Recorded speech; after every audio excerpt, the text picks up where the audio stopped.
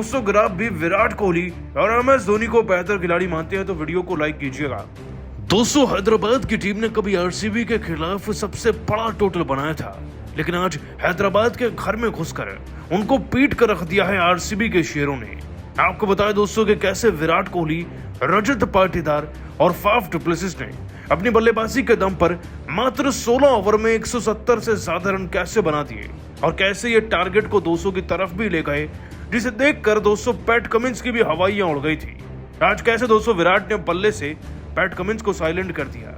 आपको उनकी ताबड़तोड़ बैटिंग, रिकॉर्ड तोड़ पारी का पूरा वीडियो दिखाएंगे, लेकिन उससे पहले आप सभी का क्या मानना है, विराट कोहली और पैट कमिंस में ज्यादा बेहतर खिलाड़ी और कप्तान कौन है, नीचे कमेंट कीजिएगा। दोस्तों IPL 2024 का 41वां मुकाबला RCB और हैदराबाद की टीम के बीच में हैदराबाद के घर यानी कि राजीव गांधी इंटरनेशनल स्टेडियम में खेला गया। अब हम सब जानते हैं कि IPL के इतिहास का सबसे हाईएस्ट टोटल हाल फिलहाल में इसी सीजन में हैदराबाद की टीम ने RCB की टीम के खिलाफ बनाया था। अब वो स्कोर कितना था वो मत पूछिएगा, लेकिन आज RCB को हर एक एंगल से बदला लेना था SRH की टीम से।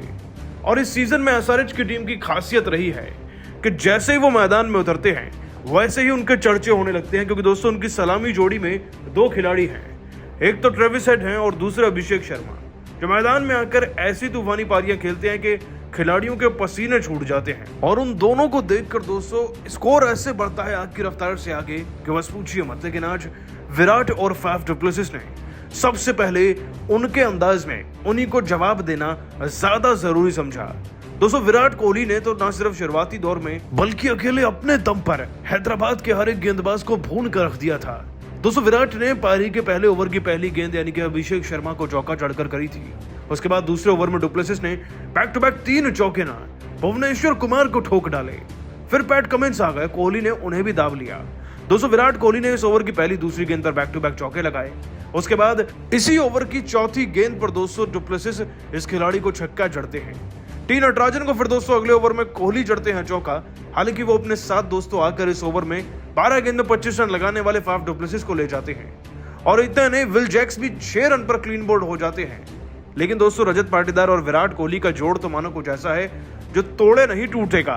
दोस्तों रजत पाटीदार ने विराट कोहली के नक्शे कदमों पर चलते ना पारी के 9वें ओवर में सबसे पहले मार्कंडे को छक्का चढ़ा। 10वें ओवर में उन्होंने 259 को चौका चढ़ा। फिर दोस्तों इसी खिलाड़ी ने मार्कंडे को पारी के 11वें ओवर में 3 बैक टू बैक छक्के जड़ दिए थे। इनफैक्ट इस ओवर की 5वीं गेंद पर एक और छक्का लगा, यानी कि 4 छक्के एक ओवर में आ चुके थे। दोस्तों रजत पाटीदार की इनिंग्स कुछ ऐसी थी कि 20 बॉल में ये खिलाड़ी 50 रन बनाकर गया। उधर विराट कोहली का भी दोस्तों जादू चला, लेकिन वो भी 51 रन पर फिर आउट हो गए थे और लोमडोर कुछ खास कर नहीं पाए। लेकिन फिर भी दोस्तों इस टीम का स्कोर ना पारी के 17वें ओवर में भी 193 के ऊपर पहुंच गया था और कारण कैमरून ग्रीन भी है। 5 चौके लगाकर 19 बॉल में इस खिलाड़ी ने 36 रन बनाए थे, जिससे कि टोटल 193 के पार था। और दोस्तों क्योंकि अब मामला अंतिम ओवर तक आ चुका था और दिनेश कार्तिक का भी मैदान में आना बचा था, तो दिनेश कार्तिक आए और वही करके गए जिसके लिए उनकी पहचान इस बार के सीजन में बनी है। दोस्तों दिनेश कार्तिक ने टी नटराजन को भी चौका लगाया, मौका मिला तो कमिंस को भी चौका जड़ दिया और बैक टू बैक 2 चौके 19वें ओवर में ग्रीन तो लगा ही चुके थे कमिंस को। हालांकि दोस्तों कार्तिक कुछ खास कर नहीं पाए और नटराजन एक अच्छा ओवर निकाल ही रहे थे, लेकिन चौका छक्का तो खा कर गए स्वप्निल सिंह से। दोस्तों आपको बता दें कि अंतिम लम्हों में RCB की टीम ले देकर 200 तक तो पहुंची गई और अंतिम लम्हों में रन बनाने वाले स्वप्निल सिंह 6 बॉल में 12 रन बनाकर गए, तो ग्रीन के 20 में 37 थे, जिससे कि टोटल बना 206 का, यानी कि 207 रन अब चेस करने थे हैदराबाद को उसके घर में। लक्ष्य भले ही बड़ा नहीं, लेकिन RCB ने जबरदस्त फाइट बैक तो दिया है दोस्तों। और आप सभी कोहली, पाटीदार व ग्रीन की बैटिंग को आज 10 में से कितने नंबर देंगे, नीचे कमेंट कर बताइएगा। दोस्तों विराट कोहली की तूफानी बल्लेबाजी के आगे नतमस्तक हुए हैदराबाद के बड़े बड़े गेंदबाज। ब्राह्मी से कुटाई करते हुए विराट कोहली ने पलट दिया IPL का पूरा इतिहास। तो आखिर बेंगलोर के बल्लेबाजों ने कितने रनों का पहाड़ जैसा लक्ष्य हैदराबाद के सामने खड़ा किया?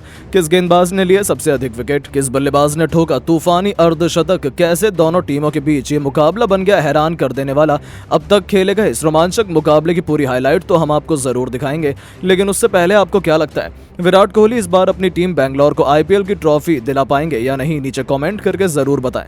दोस्तों, आईपीएल का सबसे जबरदस्त मुकाबला राजीव गांधी इंटरनेशनल स्टेडियम में रॉयल चैलेंजर बैंगलोर और सनराइजर्स हैदराबाद के बीच खेला गया। इस मुकाबले में बैंगलोर ने टॉस जीतकर पहले बल्लेबाजी करने का फैसला किया। वहीं हैदराबाद को अपने घर में पहले गेंदबाजी करने का मौका मिला। टीम की तरफ से ओपनिंग की शुरुआत करने मैदान पर विराट कोहली के साथ कप्तान फाफ डु प्लेसिस आए। ये दोनों बल्लेबाज बेहद ही आक्रामक अंदाज में नजर आ रहे थे। वहीं हैदराबाद की तरफ से पहला ओवर लेकर आए अभिषेक शर्मा। इनका स्वागत विराट कोहली ने पहली गेंद पर शानदार चौका लगाकर किया और अपनी टीम का खाता खोला। इसके बाद दोनों बल्लेबाज सिंगल डबल लेकर पहले ही ओवर में 10 रन बटोर लिए। हैदराबाद की तरफ से दूसरा ओवर लेकर आए भुवनेश्वर कुमार। इनका स्वागत पहली गेंद पर कप्तान फाफ डु प्लेसिस ने शानदार चौका लगाकर किया और अपनी टीम के स्कोर को तेजी से आगे बढ़ाया। इसके बाद भी फाफ डु प्लेसिस रुकने का नाम नहीं लिए। 5वीं गेंद को भी उन्होंने चौके में तब्दील कर दिया। भुवनेश्वर कुमार के ओवर की अंतिम गेंद पर भी फाफ डु प्लेसिस ने खतरनाक अंदाज में चौका जड़ते हुए ओवर को समाप्त किया और अपनी टीम के स्कोर को 2 ओवर में ही 24 रनों तक पहुंचा दिया। बैंगलोर का स्कोर रॉकेट की रफ्तार की तरफ बढ़ना शुरू हो चुका था। हैदराबाद के गेंदबाजों पर जमकर प्रहार कर रहे थे। विकेट की तलाश में हैदराबाद की तरफ से तीसरा ओवर लेकर आए खुद कप्तान पैट कमिंस, लेकिन इनका स्वागत पहली गेंद पर विराट कोहली ने बेहतरीन चौका जड़कर किया। इसके बाद भी कोहली का बल्ला रुकने का नाम नहीं लिया। दूसरी गेंद को भी उन्होंने चौके में तब्दील कर दिया। विराट कोहली अलग अंदाज में नजर आ रहे थे। उनकी बल्लेबाजी देखकर तो लग रहा था कि वो आज अपने सर पर कफन बांधकर उतरे हैं, क्योंकि उनके बल्ले से खूब रन निकल रहे थे। कोहली की बल्लेबाजी देखकर बैंगलोर के कप्तान फाफ डु प्लेसिस भी रुकने का नाम नहीं लिए। चौथी गेंद पर उन्होंने खतरनाक अंदाज में छक्का जड़कर इस ओवर को दोनों बल्लेबाज बड़ा बनाने की पूरी कोशिश कर रहे थे और इस ओवर से दोनों बल्लेबाजों ने मिलकर 19 रन बटोरकर अपनी टीम को 3 ओवर में ही 43 रनों तक पहुंचा दिया। एक बार फिर विकेट की तलाश में चौथा ओवर लेकर आए हैदराबाद के नए गेंदबाज टी नटराजन, लेकिन विराट कोहली ने इनको भी नहीं छोड़ा। पहली गेंद पर शानदार चौका चढ़कर स्वागत किया। बैंगलोर के दोनों बल्लेबाज मैदान पर पूरी तरह से सेट हो चुके थे।